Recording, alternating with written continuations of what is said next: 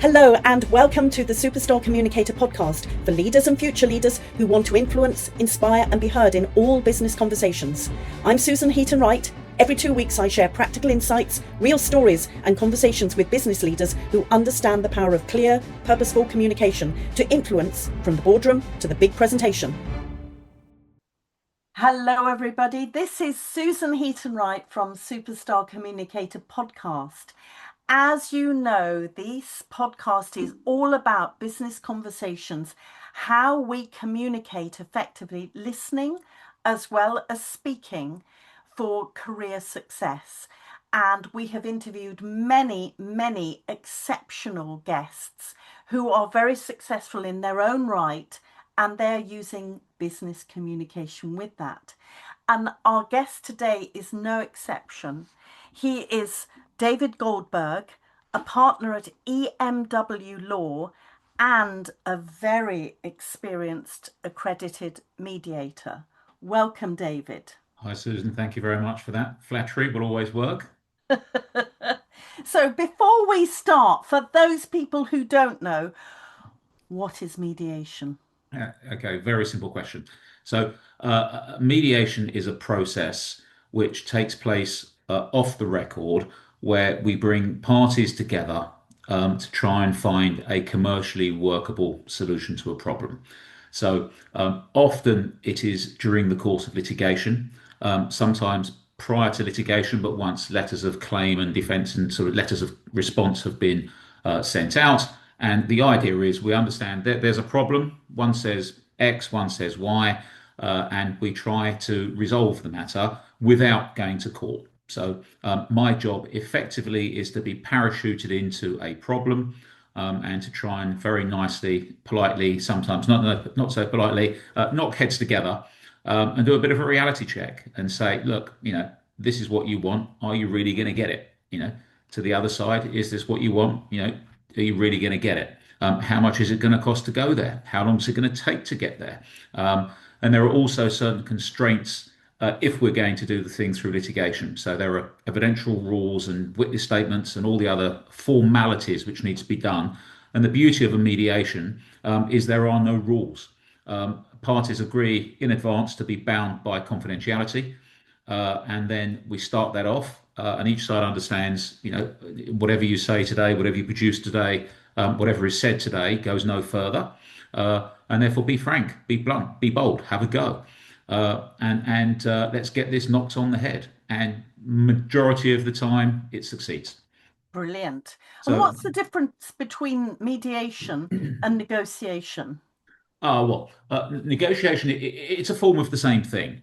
Okay. I think the difference is if you are in a negotiation, it's the parties often talking to themselves, or you may get somebody, management to management, and there are escalation clauses in certain agreements and contracts that, say, in the event of dispute, it goes up to a board member to have a discussion with another board member. So you're negotiating, but you've still got a vested interest.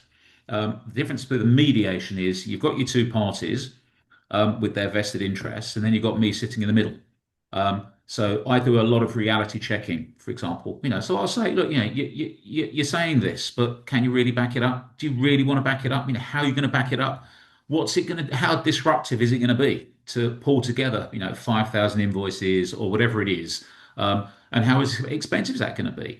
So that's the difference between negotiation and mediation. You are basically putting your trust into a third party that you don't know, whose job is to sit between the two, because it's quite astonishing. You'd be amazed at how big the gaps that are between the parties to start can just be narrowed when people actually apply a bit of common sense. And often in the sort of some of the heavy mediations I do, which are sort of shareholder disputes or director dispute kind of things, Yes. both sides also anticipate that they're going to be net winners. So if you like, one side comes up and says, well, I've got a claim of £500,000 because of this. And the other side said, well, I've got a claim of 250,000. You don't owe me. I don't owe you anything, but you owe me. So both sides are going to win. And obviously the situation is, how do we close that gap, narrow the issues and find something which the parties can live with. Yes. It's not a case of, so I'm not a judge. So it's not a case of one party winning and one party losing. I will often say at the beginning of every mediation, there's no winner, there's no loser. You are both going to share the pain. If nobody comes out of this happy, that's fine, provided you've got closure and you move on. People seem to, if you get in that headspace to start with, it's very different because it's non-adversarial. So and I can't force anybody to do anything. No. That's the beauty. So you've just got to come in with an open mind. I'm intrigued. I always ask this of really successful guests like yourself. What made you go into mediation? Because clearly you are a qualified lawyer. Yeah. So I've litigated for roughly 30 years. Probably 15 so years ago, mediation became a bit of a buzz thing. The court rules changed just before the end of the 2000s, which basically said, the parties now need to be doing more to be proactive because the court backlog is huge, the costs are enormous.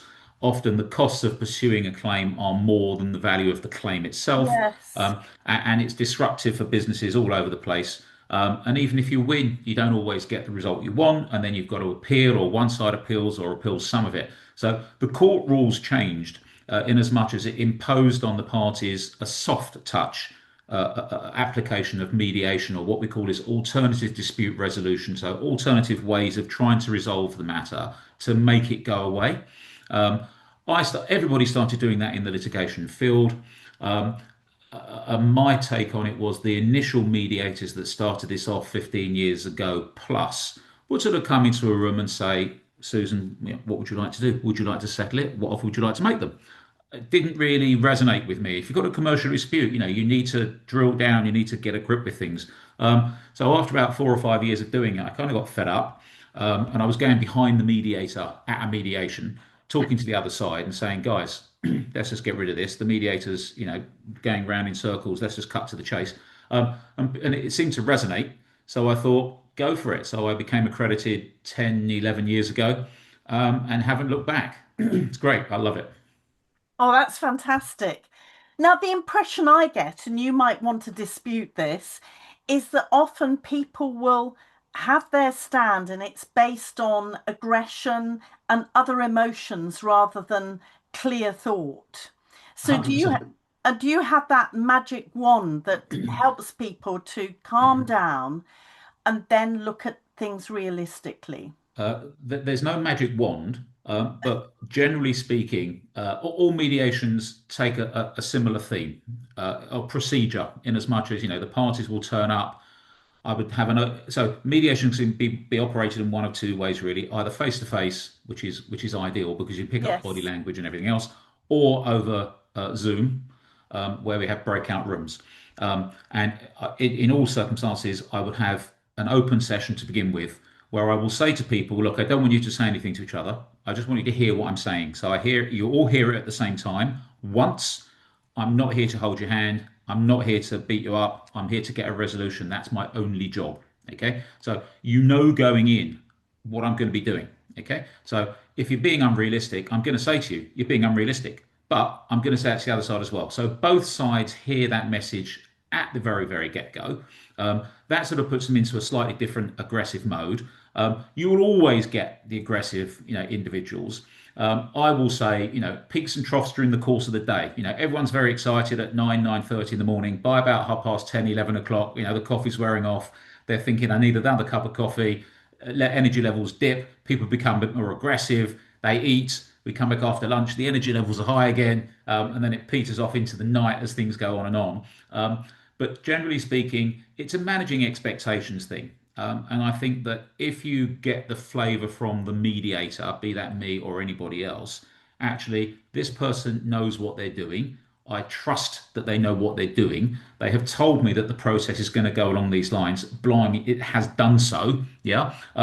That's actually quite good. Let's just see what we can do. Now, you always get look at the time. I'm leaving at 3. I'm leaving at 3:30. I'm leaving at 4. I'm closing my laptop. I've shut the files. I go into a room and all the files are closed because they're ready to go. I've seen all these tactics. It's quite interesting. Once you've done so many, they start to be, it's a repetitive tactic. And I'll say, guys, if you want to go, go. But we are getting closer. And I told you, bear with the process, have a bit of patience, etc. And often people will, play the game. I've only had, That's so by way of interesting. stats, I've only had two that didn't work, Oh, and really? I've done a fair shed, and there were very good reasons that those didn't work. But hey, that's life. It's a numbers game. But generally speaking, most people, if they've got a dispute, nobody really wants the hassle No, they and the don't. costs and the stress. So, once they actually get a room and they realize about midday that actually, if they don't get this deal done today, now, they're going to be in court in a year's time. And nobody really, that's a reality check. So that's a, yeah, good point. Mm. This is a really interesting thing because obviously we're in the United Kingdom, but my understanding is that in the United States, litigation, people will sue people left, right, and centre. And it seems to be part of the culture.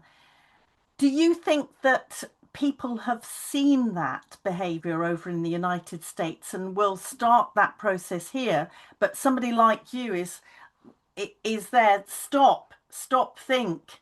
Well, Let's see if we can sort this out. I think the answer, so that's a really interesting question, actually, which is slightly off field, but a very interesting question. Sorry. So I have been litigating, as I say, for about 30 years. Okay.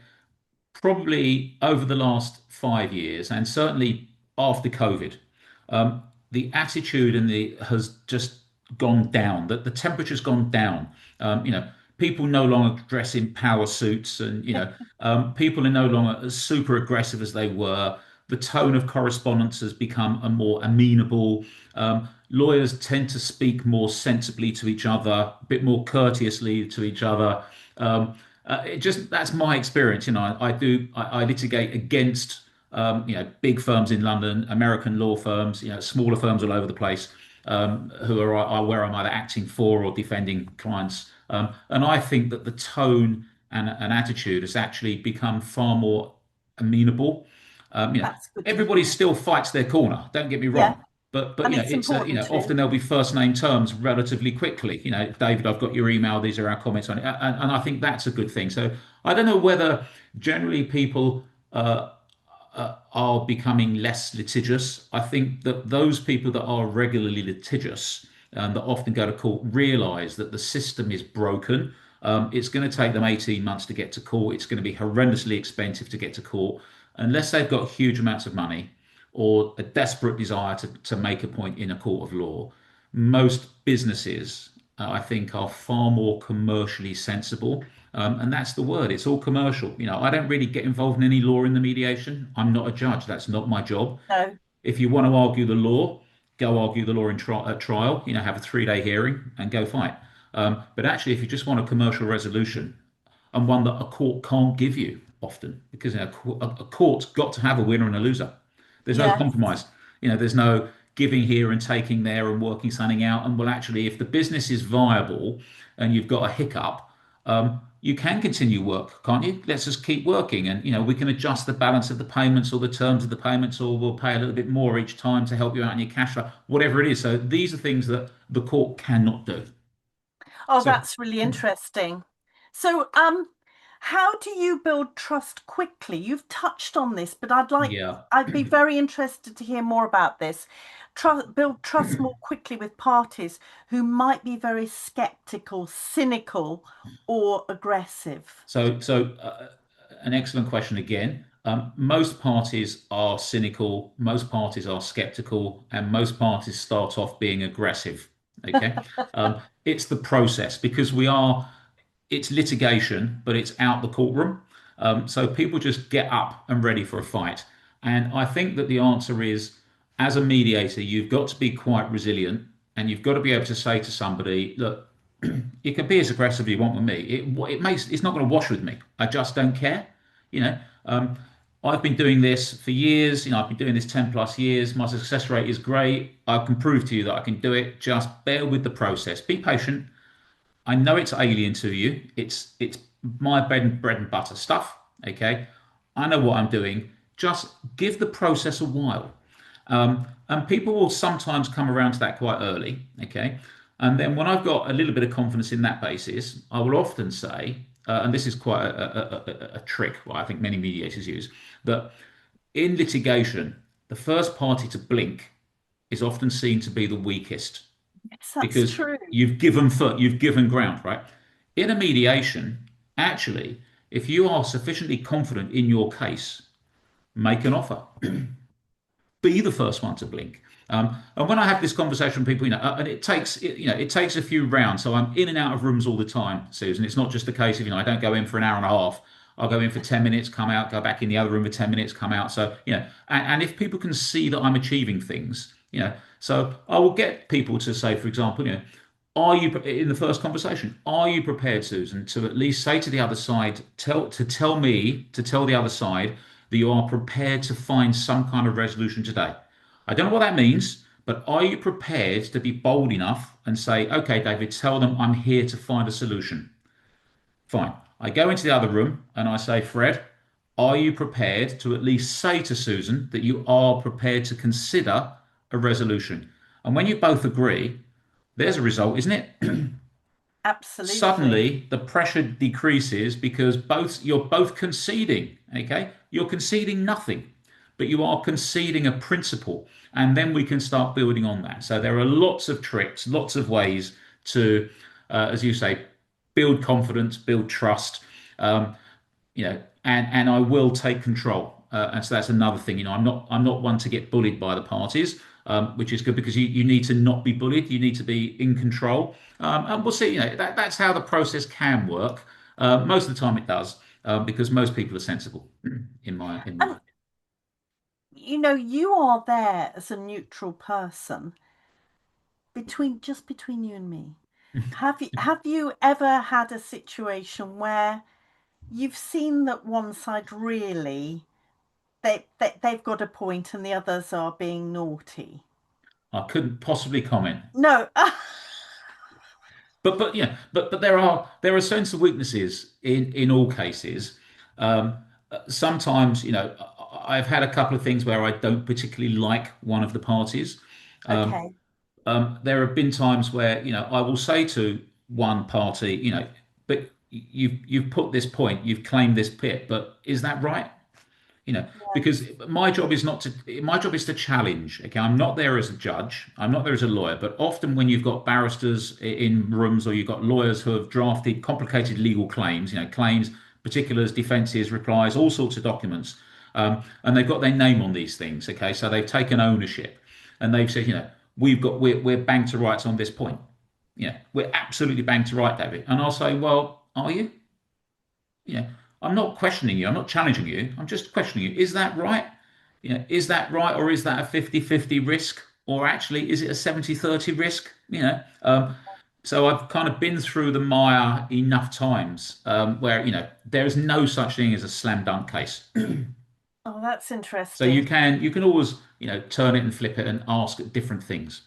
Okay. And you're clearly very experienced in this.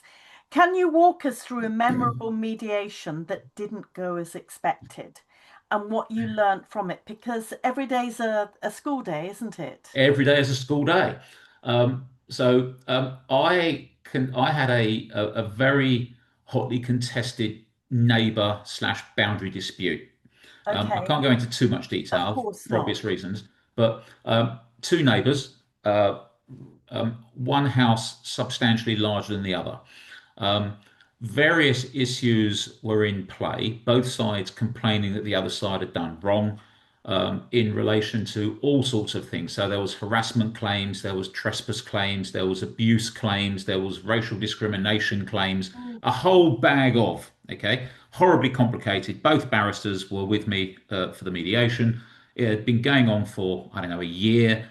And basically, it was a trying to find a resolution to keep these two warring parties who were literally neighbours, okay, and you couldn't even speak to each other to take the bins out. If I was taking out the bins now, you'd have to wait till I come out and put them back in before you come out. It was that kind of. It was Oh, incredibly toxic. Okay. oh Um, dear. and during the course of the conversation, and I was thinking, blimey, how am I going to get this one over the line? Um, And then sort of halfway through the day, we'd gone out drawing lines on the road to see where cars could be, and we discussed whether we could approach other neighbours about things, and we were discussing, how we were going to work about parking extra cars elsewhere and dealing with school runs and all the sort of usual stuff. And then one of the parties said, the other problem is we'd very much like to move. So one of the bigger house, the smaller house said, we'd very much like to move, but of course we can't move now because we're in a dispute and no one's going to buy our house. So that was just in a passing observation. I then went into the other house, a passing observation by them, blah blah blah. Oh, we're looking to buy a house for one of our kids. We can't really find anywhere nearby.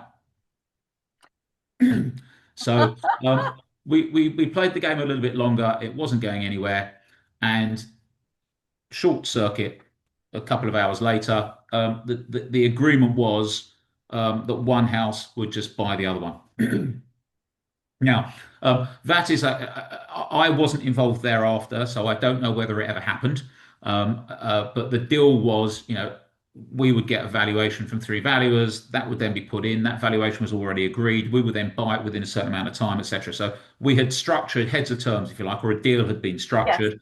And I think the reason that one, your question is a memorable mediation. That one was excellent because it was one where I couldn't see a way out and one just arose. Um, the other reason, what did I learn from it? Keep your eyes open, keep your ears open, and just listen. And the other beauty of that is that it demonstrates perfectly why mediations work because there's no way a court could have done that. Um, No, a not at court would all. have had to go through 2 or 3 days worth of hearing evidence, cross-examination, decide, who was doing what, and wrong and wrong, what not wrong, right, wrong, and not wrong. Likewise, on the other side, we'd have neighbours coming in. There would be photographs. There was lots of video evidence, and it would have taken days. Yes. But the court couldn't have basically said, you know what, just you buy the house. So that was a really memorable example. And otherwise, I've done more commercial partnership disputes, which are actually quite nice, where you sort of get people on the hook for personal guarantees on shareholders and loans and various things for large amounts of money, where they're quite satisfying when you get them sorted out. Yeah, but again, it's a case of often you'll have. I did one very, very recently, a very contentious one with lots of money involved, with three parties. At which point, three parties not talking to each other, each pointing the finger at each other, the other. But then during the course of the mediation, two actually realised it was in their best interest to talk to each other and come to an accommodation with the third, which they did. So again, it's just, thinking, looking, and experience of dealing with, how can you think outside the box to achieve what needs to be achieved? And what needs to be achieved is a sensible commercial resolution where no one loses, no one wins, and you both share the pain and you Oh, move on with life. So that's that's my mantra. that's brilliant. Now, I don't like talking about politics. However, as we speak, and we're speaking at the end of March 2026, in case you're listening back later, at the time there is massive geopolitical unrest in certain parts of the world. And as we spoke in the Middle East, if you were there to advise on mediating between the main parties, what three things would you advise? Blimey. Just drop it on me. That's a simple one. Just drop it on Yeah. me. Okay. I guess that the answer would be the first question is and I'm trying to skirt any political thoughts, comments, or observations, but Exactly. I would Yes. say the first thing is the sides need to have an exit plan. Yes.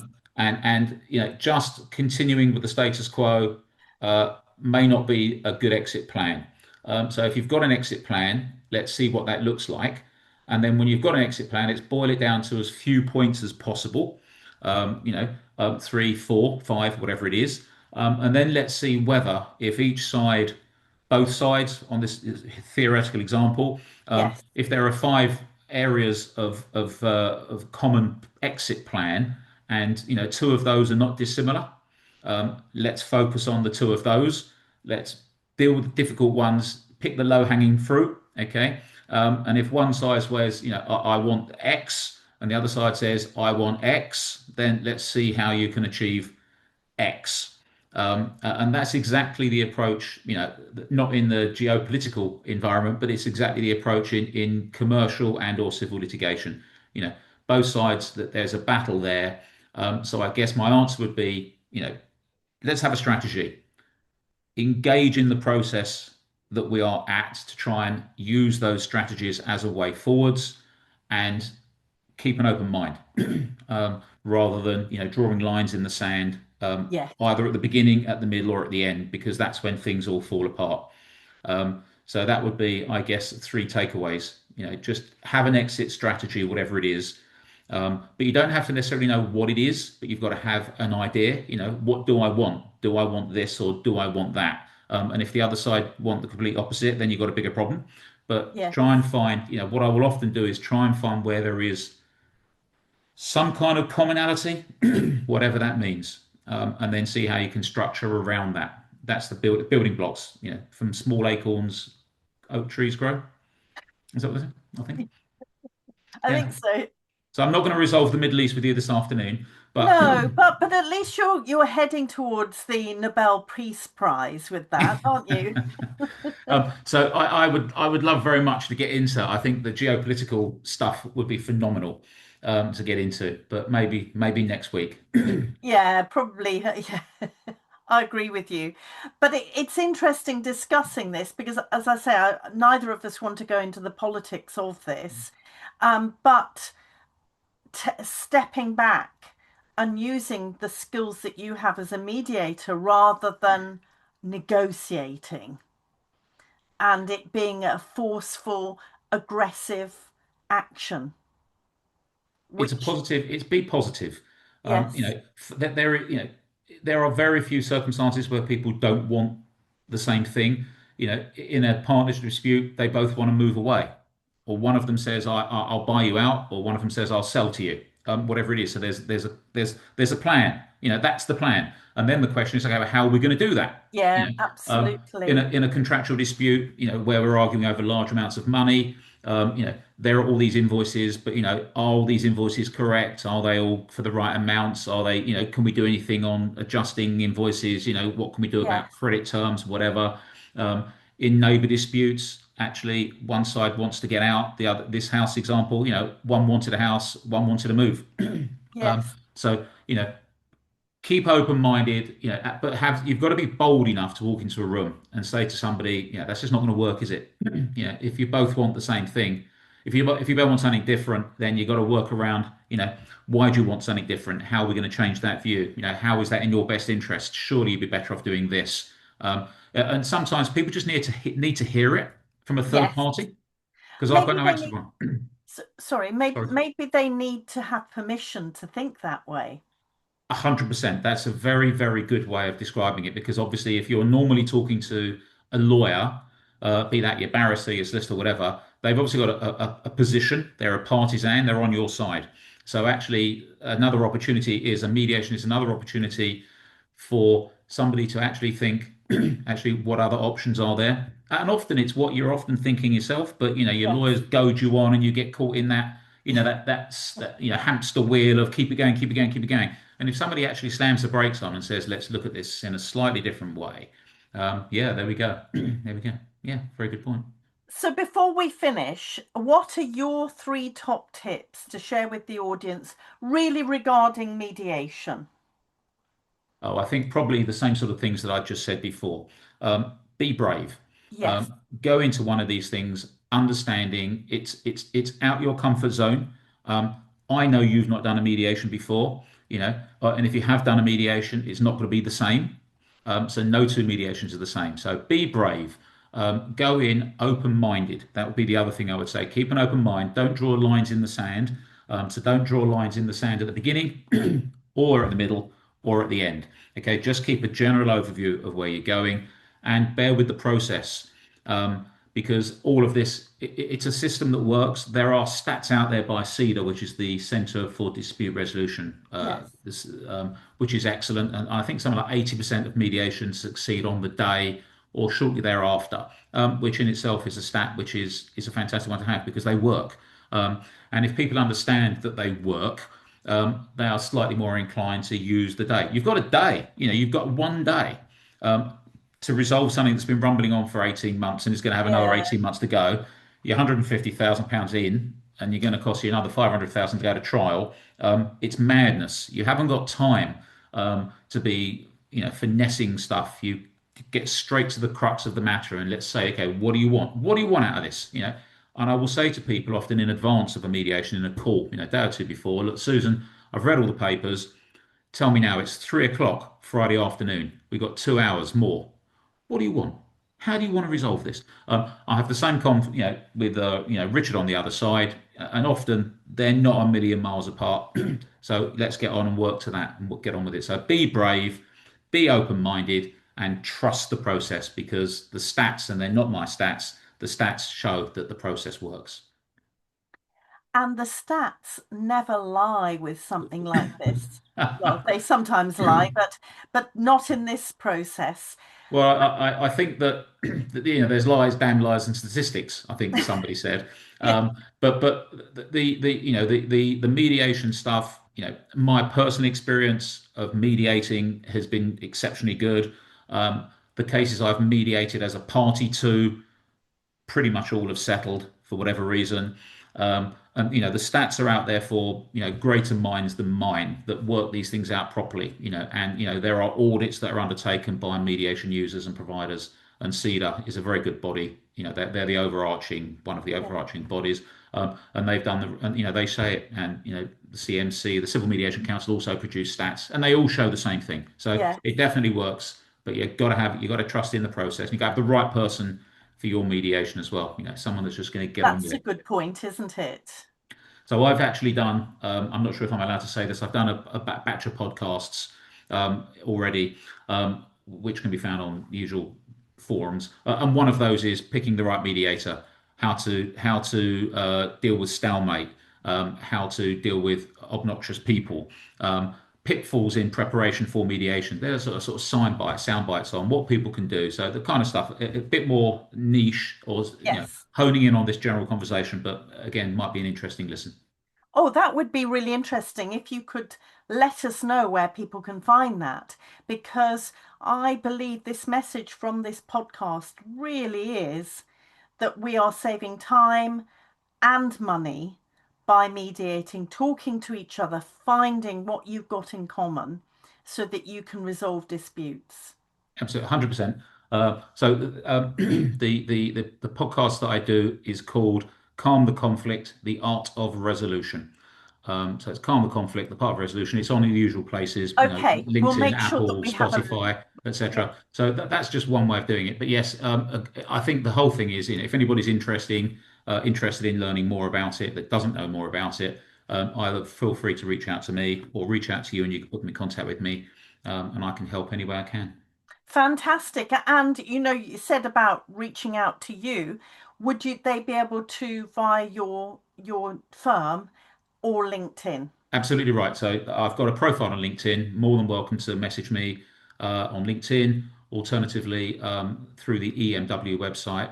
Sorry, find it on the website, or David Goldberg at emwlaw.com.